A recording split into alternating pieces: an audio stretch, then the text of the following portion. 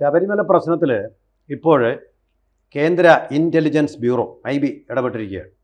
അവിടെ ഈ അന്വേഷണം കൊണ്ടൊന്നും പോരാ, ഇത് പരിമിതമാണ്, മാത്രവുമല്ല അത് ഉദ്ദേശ ലക്ഷ്യത്തിൽ എത്തുന്നില്ല എന്നതുകൊണ്ട് CBI കൊണ്ട് അന്വേഷിപ്പിക്കണമെന്നുള്ള റിപ്പോർട്ട് കേരളത്തിന് സമർപ്പിച്ചിരിക്കുകയാണ്. കേരളത്തിൻ്റെ DGP ഇത് ഹൈക്കോടതിയിലെ ദേവസ്വം ബെഞ്ചിനെ അറിയിക്കും, അതാണ് അതിൻ്റെ കീഴ്വഴക്കം. അത് കഴിഞ്ഞാൽ CBI നേരത്തെ തന്നെ സമ്മതം അറിയിച്ചിട്ടുണ്ട്, അതിലേക്ക് വരികയാണ്. ഇതിനിടയ്ക്ക് ഇപ്പോൾ പത്രസമ്മേളനത്തിൽ VD സതീശൻ ഉന്നയിക്കുന്ന പ്രധാനപ്പെട്ട ഒരു പ്രശ്നം, ഈ SIT എന്ന് പറയുന്ന സംഘം അന്വേഷണ സംഘം വല്ലാത്ത സമ്മർദ്ദത്തിലാണ്. സമ്മർദ്ദം എവിടെ നിന്നാണ്, എങ്ങനെയൊക്കെയാണ് വരുന്നത്? മാഷിൻ്റെ ഒരു അഭിപ്രായം എന്താണ്? അല്ല, ശരിക്കും പറഞ്ഞാൽ ഇതിനകത്ത് ഒരു പ്രശ്നങ്ങളുണ്ട്. ഈ സ്പെഷ്യൽ ഇൻവെസ്റ്റിഗേഷൻ ടീമിനകത്ത് ഇപ്പോൾ 2 ഉദ്യോഗസ്ഥരെ കൂടെ കൂടുതൽ വേണമെന്ന് അവർ ആവശ്യപ്പെട്ടു കോടതിയോട്. കോടതിയെ പെർമിഷൻ കൊടുത്തു. 2 CIമാരെ അതിനകത്തേക്ക് ഉൾപ്പെടുത്തി. ഈ 2 പേർക്കും വലിയ CPM ബന്ധമാണ് ആരോപിക്കപ്പെടുന്നത്. അപ്പം CPMൻ്റെ നിയന്ത്രണത്തിലുള്ള CPMുമായിട്ട് നല്ല ബന്ധമുള്ള ആളുകളാണ് ഈ SITയിലെന്ന് ഒരു ആരോപണം നിലനിൽക്കുന്നുണ്ട്. അങ്ങനെയാണെങ്കിൽ അന്വേഷണം ശരിയായ ദിശയിൽ പോകില്ല. കാരണം ഇപ്പോൾ SIT റിപ്പോർട്ടുകളൊക്കെ ഹൈക്കോടതിക്കാണ് സമർപ്പിക്കുന്നത്. പക്ഷേ പിന്നീട് ഈ ഹൈക്കോടതി ഇതെല്ലാം കഴിഞ്ഞ് കഴിയുമ്പോൾ ഇതേ ഉദ്യോഗസ്ഥർ ഇതേ സർക്കാരിൻ്റെ കീഴിലാണ് നിൽക്കുന്നത്. അപ്പോൾ സ്വാഭാവികമായിട്ടും ഇവർക്ക് അങ്ങോട്ടൊരു കമ്മിറ്റ്മെൻറ്റ് ഉണ്ടാകും. മാത്രമല്ല, നിലവിൽ 2 CPMൻ്റെ നേതാക്കൾ പെട്ടു. അടുത്തത് കടകംപള്ളി സുരേന്ദ്രനിലേക്ക് എത്തിക്കൊണ്ടേയിരിക്കുന്നു. കടകംപള്ളി സുരേന്ദ്രനെ ചോദ്യം ചെയ്തതുപോലും മറച്ചു വെച്ചു. അന്നാണ് നമുക്കറിയാം ശ്രീരേഖയും ഈ പ്രശാന്ത് തമ്മിലുള്ളൊരു വിവാദമൊക്കെ ഉണ്ടായി, വലിയ ചർച്ചയൊക്കെ ഉണ്ടായി. ആ ചർച്ച അവിടെ വലിയ രീതിയിൽ മുന്നേറുമ്പോൾ ഇപ്പുറത്ത് കടകംപള്ളി സുരേന്ദ്രനെ ചോദ്യം ചെയ്യുകയാണ്. അപ്പോൾ വളരെ പ്ലാൻഡ് ആയിരുന്നു. കടകംപള്ളി സുരേന്ദ്രനെ ചോദ്യം ചെയ്യുന്നതോ രഹസ്യ കേന്ദ്രത്തിലേക്ക് ചോദ്യം ചെയ്യാൻ വിളിപ്പിക്കുന്നതോ ഒരു കാരണവശാലും മാധ്യമങ്ങളിലേക്ക് ലീക്ക് ചെയ്ത് പോകരുത്. അങ്ങനെയാണെങ്കിൽ എല്ലാ ക്യാമറയുടെയും ദൃശ്യങ്ങൾ അല്ലെങ്കിൽ ക്യാമറകളുടെയും ലക്ഷ്യം അവിടേക്ക് എത്താനായിരിക്കും. ഇവിടെ ശ്രീലേഖയുടെ ഒരു വിവാദം എടുത്തിട്ട് ഏതാണ്ട് ഒരു ചെറിയ രീതിയിലേക്ക് വിഷയത്തെ മാറ്റി. അപ്പോൾ കടകംപള്ളി സുരേന്ദ്രനിലേക്ക് പോകരുത്, PS പ്രശാന്തിനെ വീണ്ടും ചോദ്യം ചെയ്ത് പറയുന്നത് അതിലേക്ക് പോകരുത്. അങ്ങനെ കടകംപള്ളി സുരേന്ദ്രനിലേക്ക് പോയാൽ പിന്നീട് അടുത്ത ദേവസ്വം മന്ത്രിയായിട്ട് വാസവനിലേക്ക് പോലും എത്തും. നിലവിലുള്ള സർക്കാരിലെ ഒരു മന്ത്രിയെ പോലും ചോദ്യം ചെയ്യുന്ന അവസ്ഥയിലേക്ക് കാര്യങ്ങൾ എത്തിയാൽ 3 മാസമോ 4 മാസമോ അപ്പുറത്ത് വരാനിരിക്കുന്ന നിയമസഭാ തെരഞ്ഞെടുപ്പിൽ CPMന് കിട്ടാൻ പോകുന്നത് വൻ പ്രഹരമായിരിക്കും. അതിൽ നിന്ന് അവർക്ക് രക്ഷപ്പെടാൻ പറ്റില്ല. ഇപ്പോൾ CPMും CPIയും ജനങ്ങളെ കാണാൻ വേണ്ടി വീടുകളിലേക്ക് ഗൃഹസന്ദർശനത്തിന് പോവുകയാണ്. എന്തൊക്കെയാണ് പ്രശ്നം? അയ്യപ്പ അല്ലെങ്കിൽ ശബരിമലയിലെ കവർച്ചയുമായിട്ട് പാർട്ടിക്ക് ബന്ധമില്ല എന്നൊക്കെ പറയാനാണ് സംസ്ഥാന സമിതി യോഗത്തിൽ തീരുമാനമുണ്ടായത്. ഈ തീരുമാനം ഉണ്ടായതിൻ്റെ അടുത്ത ദിവസമാണ് കടകംപള്ളിയെ വീണ്ടും ചോദ്യം ചെയ്യാനായിട്ട് വിളിപ്പിച്ചു എന്നുള്ള വാർത്ത വന്നത്. അതോടുകൂടി എങ്ങനെ ജനങ്ങളെ അഭിമുഖീകരിക്കും? ഇപ്പോൾ ചെയ്യുന്നത് എന്താണെന്ന് വെച്ചാൽ, സർക്കാർ ട്രെയിനിങ് നടത്തിയ കുറച്ച് സന്നദ്ധ പ്രവർത്തകരെ 2 മാസക്കാലത്തേക്ക് കേരളത്തിലെ വീടുകൾ സന്ദർശിക്കാനായിട്ട് സർക്കാർ വിടുകയാണ്. എന്തിനു വേണ്ടിയിട്ട്? എന്താണ് സർക്കാരിനെ കുറിച്ചുള്ള അഭിപ്രായം, സർക്കാർ എന്തൊക്കെ ചെയ്യണം, എന്തൊക്കെ പോരായ്മയുണ്ട്, ഈ 9.5 വർഷക്കാലമില്ലാത്ത ജനങ്ങളോടുള്ള സ്നേഹം ഇപ്പോൾ CPMനുണ്ടായി. ഇതിൻ്റെ എല്ലാം ബേസിക് പ്രശ്നം ശബരിമല കവർച്ചയിൽ CPMലെ ഉന്നതർ ഒന്നിനു പുറകെ ഒന്നായി കുടുങ്ങും. ഈ VD സതീശൻ എന്ന് പറയുന്ന പ്രതിപക്ഷ നേതാവും പറയുന്നത് ഒരു കൂട്ടം നേതാക്കൾ ഇപ്പോൾ ക്യൂവിലാണെന്നാണ്. ഇതല്ലേ പ്രശ്നം ശരിക്കും? അല്ല, ഗൗരവമായിട്ട് CPMന് ബാധിച്ചൊരു വിഷയം ശബരിമല വിഷയം തന്നെയാണ്. കാരണം അതിന് പ്രത്യേകിച്ച് ക്യാപ്സൂളുകൾ കൊടുക്കാനില്ല. ശബരിമലയിൽ മോഷണം നടത്തുമ്പോൾ അതിൻ്റെ ഉത്തരവാദിത്തപ്പെട്ട സ്ഥാനങ്ങളെല്ലാം ഇരുന്നിരുന്നത് CPM നേതൃത്വമാണ്. ആ CPM നേതൃത്വത്തെയാണ് പോലീസ് പിടിച്ചകത്തിട്ടിരിക്കുന്നത്. ഇപ്പോൾ CPM എന്ന് പറയുന്ന സംഘടനയുമായി ബന്ധപ്പെട്ട പോലീസ് ഉദ്യോഗസ്ഥന്മാർ നിറഞ്ഞ ഒന്നാണ് SIT എങ്കിലും അവർ തന്നെയല്ലേ ഇവരെ പിടിച്ചകത്തിട്ടിരിക്കുന്നത്. അപ്പോൾ കേരളത്തിൽ സാധാരണ രീതിയിൽ നമ്മൾ കേരളത്തിലെ പോലീസുമായി ബന്ധപ്പെട്ട ഒരു അന്വേഷണ സംഘത്തെ നിയമിച്ചാൽ അതിൽ 50% കൂടുതൽ CPMകാരായിരിക്കും. അത് കേരളത്തിൻ്റെ ഡെമോഗ്രഫിയുടെ പൊളിറ്റിക്കൽ സ്ട്രക്ചറാണ്. ഒറ്റ CPMകാരനും ഇല്ലാത്ത ഒരു അന്വേഷണ സംഘം എന്ന് കരുതണമെങ്കിൽ BJP ഭരിക്കുന്ന ഏതെങ്കിലും സംസ്ഥാനത്തുനിന്ന് ആളുകളെ കൊണ്ടുവരികയോ അല്ലെങ്കിൽ കേന്ദ്രത്തിൻ്റെ നേതൃത്വത്തിലുള്ളതായിട്ടുള്ള അന്വേഷണ സംഘം വരികയും ചെയ്യണം. എങ്കിൽ മാത്രമാണ് CPM ഇല്ലാത്ത ഒരു അന്വേഷണ സംഘം വരികയില്ല. അപ്പോൾ അതുകൊണ്ടാണ് IB ഇൻ്റലിജൻസ് ബ്യൂറോ ഇപ്പോൾ ഒരു പുതിയ നിർദ്ദേശം വെച്ചിരിക്കുന്നത്. ഇപ്പോൾ അന്വേഷിക്കുന്ന ആളുകളുടെ അന്വേഷണമൊക്കെ തൽക്കാലം നിർത്തുക, പകരം ഇത് CBI അന്വേഷിക്കട്ടെ. അപ്പോൾ CBI അന്വേഷിക്കുന്ന സമയത്ത് എന്തായാലും CPM ആണിതിൽ പെട്ടിരിക്കുന്നത് എന്നതുകൊണ്ട് CPMന് ഒഴിച്ച് ബാക്കി ആരെയും അവർക്ക് എന്ത് ചെയ്യാൻ പറ്റും, വേണമെങ്കിൽ സംരക്ഷിക്കാനായിട്ട് കഴിയും എന്ന് കരുതാം. പക്ഷേ CPM സംരക്ഷിക്കപ്പെടില്ല. നമ്മളുടെ പൊതുസമൂഹത്തിൻ്റെ ആഗ്രഹം എന്നാണ് ആരും സംരക്ഷിക്കപ്പെടാൻ പറ്റില്ല. കള്ളന്മാർ അവരാരായി കഴിഞ്ഞാലും, അവരേത് ലേബലിലായി കഴിഞ്ഞാലും അവരെ ജയിലിനകത്ത് പോവുക. ഇത് വെറും ഒരു കളവിൻ്റെ പ്രശ്നം മാത്രമല്ലല്ലോ, ഇതിൻ്റെ കൂടെ ഒരു വലിയ സമൂഹത്തിൻ്റെ വിശ്വാസ പ്രശ്നം കൂടിയുണ്ട്. ആ വിശ്വാസത്തെയും മോഷ്ടിച്ചുകൊണ്ട് പോവുകയാണ് യഥാർത്ഥ ചെയ്യുന്നത്. ഈ രണ്ട് വിഷയമാണ്.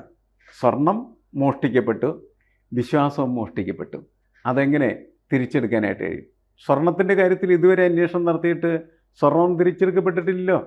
വളരെ കുറച്ചല്ലേ എന്താണ്ടൊക്കെ നക്കപ്പിച്ച പിടിച്ചെടുത്തു എന്നൊക്കെ പറഞ്ഞിട്ട് പോലീസ് നടക്കുന്നു എന്നല്ലാണ്ട് 103 യഥാർത്ഥത്തിൽ അവിടെ നിന്ന് നഷ്ടപ്പെട്ട സ്വർണം എത്രയാണെന്നും അതെവിടെയാണെന്നും ഇതുവരെയായിട്ടും തെളിയിക്കപ്പെട്ടിട്ടില്ല.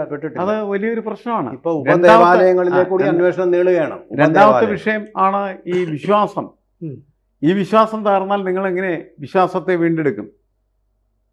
അപ്പോൾ വിശ്വാസത്തെ മോഷ്ടിച്ചുകൊണ്ടുപോയ ആളുകളിൽ നിന്ന് വിശ്വാസത്തെ തിരിച്ചു കൊണ്ടുവരിക എന്ന് പറയുന്നതും വലിയ ഒരു പ്രശ്നമാണ്. ഏത് സർക്കാർ ഭരിച്ചാലും, ഈ സർക്കാർ കഴിഞ്ഞ് മറ്റൊരു സർക്കാർ വന്നാലും ഈ വിഷയം അവസാനിക്കാനായിട്ട് പോകുന്നില്ല എന്നാണ് എനിക്ക് തോന്നുന്നത്. ഈ പ്രശ്നം എന്തായാലും, അതായത് ശബരിമല മോഷണം എന്ന് പറയുന്നത് യഥാർത്ഥത്തിൽ CPM എന്ന് പറയുന്നതായിട്ടുള്ള പാർട്ടിയെ വിഴുങ്ങുകയാണ് ചെയ്യുന്നത്. തെരഞ്ഞെടുപ്പിൽ അതിൻ്റെ അതിശക്തമായിട്ടുള്ള പ്രത്യാഘാതങ്ങൾ ഉണ്ടാകും എന്ന് തന്നെയാണ് എല്ലാവരും കരുതുന്നത്. ആ രീതിയിലാണ് കാര്യങ്ങൾ പോകുന്നത്. അതിനെ എങ്ങനെ തങ്ങൾക്കനുകൂലമാക്കി മാറ്റാം എന്നാണ് കോൺഗ്രസും അതേപോലെ തന്നെ മുഖ്യ പ്രതിപക്ഷവും ഇപ്പോൾ ആലോചിക്കുകയും ആസൂത്രണം ചെയ്യുകയും ചെയ്യുന്നത്. കാരണം തദ്ദേശ സ്വയംഭരണ സ്ഥാപനങ്ങളിലേക്ക് നടന്ന തിരഞ്ഞെടുപ്പ് അവർക്ക് വളരെ അനുകൂലമായി മാറിയത് അവരുടെ ഗുണം കൊണ്ടല്ല. അവരെന്തെങ്കിലും പ്രത്യേകിച്ച് ചെയ്തിട്ടല്ല അവർ അധികാരത്തിലേക്ക് വരുന്നത്. ഇപ്പോൾ ഭരിക്കുന്നവർ ചെയ്തു കൂട്ടിക്കൊണ്ടിരിക്കുന്നതായിട്ടുള്ള വിക്രിയകൾ, തോന്നിവാസങ്ങൾ, അഴിമതികൾ, അഹങ്കാരം, അതൊക്കെയാണ് മറ്റൊരു കൂട്ടർക്ക് വഴിയൊരുക്കുന്നത് എന്നുള്ളതാണ് നമ്മൾ കാണുന്നത്. പൊതുവെ നമ്മളുടെ ഈ ചരിത്രം പരിശോധിച്ചാൽ ഇവർ മാറി അവർ വന്നാൽ അവരിതേപോലത്തെ ആളുകളായി മാറും. ഇതാണ് നമ്മൾ കണ്ടുകൊണ്ടിരിക്കുന്നത്. എന്തായാലും ജനങ്ങളെ സംബന്ധിച്ചിടത്തോളം ഈ വിഷയത്തിൽ കൃത്യമായിട്ടുള്ള അതിനൊരു ചിത്രം എന്താണ് എന്നുള്ളത് കിട്ടണം. അതിന് SITക്ക് പറ്റില്ലെങ്കിൽ CBI വരട്ടെ, അല്ലേ? CBI വരട്ടെ എന്ന് പറഞ്ഞാൽ പ്രധാനപ്പെട്ട ഒരു കാര്യം, CPM അതുകൊണ്ടും അടങ്ങുന്നുണ്ട്. CPMൻ്റെ ഇപ്പോൾ തന്ത്രങ്ങളൊക്കെ ഭയങ്കരമാണ്. പാർട്ടി പ്രവർത്തനം അല്ലിപ്പോൾ നടക്കുന്നത് പണ്ടത്തെ പോലെ. ഇവൻറ്റ് മാനേജ്മെൻറ്റ് അവരിപ്പോൾ SNDP യോഗത്തിനെയും NSSനെയും കയ്യിലെടുത്തിട്ടുണ്ട്. അതുകൂടാതെ ശിവഗിരി മഠത്തിനെയും കയ്യിലെടുത്തിട്ടുണ്ട്.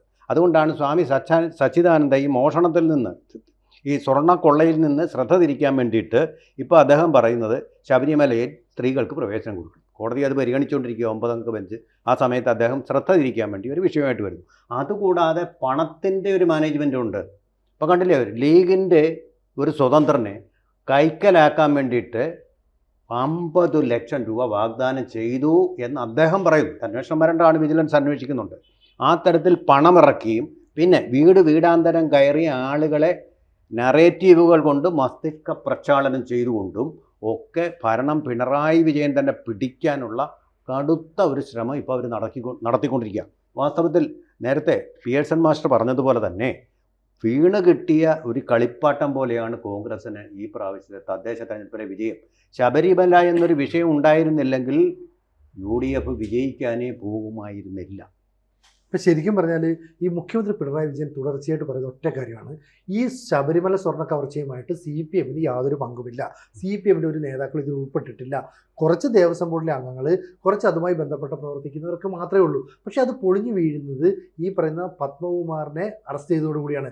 പത്മകുമാർ എന്തൊക്കെ വിളിച്ചു പറയുന്നത് ഇപ്പോഴും ധാരണയില്ല. കാരണം അന്ന് പറഞ്ഞിരുന്നു ദൈവതുല്യനായ ഒരാൾ. ആ പറഞ്ഞതിന് ശേഷമാണ് തന്ത്രിയിലേക്ക് അന്വേഷണം നീങ്ങി. പിന്നീട് ഇപ്പം മുൻ ദേവസ്വം മന്ത്രിയായ കടകംപള്ളി സുരേന്ദ്രനിലേക്ക് അന്വേഷണം നീങ്ങി. കടകംപള്ളി സുരേന്ദ്രനാണ് ഒരു പ്രധാന ടാർഗറ്റ്. കാരണം അവിടെ നിൽക്കുന്ന പല കാര്യങ്ങളിലും ഇപ്പം ഈ ഉണ്ണികൃഷ്ണൻ പോറ്റിയുമായിട്ട് കടകംപള്ളി നിൽക്കുന്ന ചിത്രങ്ങൾ പുറത്തു വന്നു. മുഖ്യമന്ത്രി പിണറായി വിജയനുമായിട്ട് ഉണ്ണികൃഷ്ണൻ പോറ്റി നിൽക്കുന്ന ചിത്രങ്ങൾ പുറത്തു വരുന്നു. അപ്പോൾ കടകംപള്ളി എന്തെങ്കിലും ചെയ്തിട്ടുണ്ടെങ്കിൽ അതിൻ്റെ പങ്ക് സ്വാഭാവികമായിട്ടും മുഖ്യനിലേക്ക് എത്തില്ല എന്നൊരു സംശയം വരും. ഇവിടെ ഈ അന്വേഷണം അതേ രീതിയിൽ പോയാൽ നിലവിലെ ദേവസ്വം മന്ത്രിയായിട്ടുള്ള വാസവൻ, VN വാസവനിലേക്ക് അന്വേഷണം എത്തും. VN വാസവൻ നേരത്തെ കാണുന്ന ഒരു ആത്മവിശ്വാസത്തോടെ അല്ല ഇപ്പോൾ മാധ്യമങ്ങളോട് സംസാരിക്കുന്നത്. പലപ്പോഴും അദ്ദേഹത്തിൻ്റെ വാക്കുകൾ ഇടറുന്നുണ്ട്. അദ്ദേഹത്തിൻ്റെ ബോഡി ലാംഗ്വേജിൽ അത് വ്യക്തമാണ്. എന്ന് പറഞ്ഞാൽ ദേവസ്വം ബോർഡ് എന്ന് പറയുന്നത് സർക്കാർ നിയന്ത്രിക്കുന്ന ഒരു ഏജൻസി ആയതുകൊണ്ട് തന്നെ അതിൻ്റെ അവസാന റിസൾട്ട് ഈ സർക്കാർ അല്ലെങ്കിൽ ആ വകുപ്പ് ഭരിക്കുന്ന മന്ത്രിയിലേക്ക് എത്താം. കടകംപള്ളി എന്താ നേരത്തെ പറഞ്ഞത്? അതായത് ഞാൻ ആ വകുപ്പിൻ്റെ മന്ത്രിയാണ്, പക്ഷേ ദേവസ്വം ബോർഡിൻ്റെ ദൈനംദിന പ്രവർത്തനങ്ങൾ അറിയില്ല. ശരിയായിരിക്കാം. പക്ഷേ ഇവിടെ നേരത്തെ ചോദ്യം ചെയ്യാൻ വിളിപ്പിച്ചതിനകത്ത് ഒരാൾ പറഞ്ഞത് എന്താ, ഞാൻ അവിടെ ഒപ്പിട്ട് കൊടുത്തത് സഖാവ് പറഞ്ഞുകൊണ്ടാ. അപ്പോൾ അവിടെയും സഖാവ് വന്നു, മന്ത്രി പറഞ്ഞെന്നോ അല്ലെ മന്ത്രിയുടെ PA പറഞ്ഞെന്നോ അല്ല, സഖാവ്. ഈ പിണറായി വിജയൻ എന്ന മുഖ്യമന്ത്രിയെ നമ്മൾ സഖാവ് എന്നാണ് വിളിക്കുന്നത്.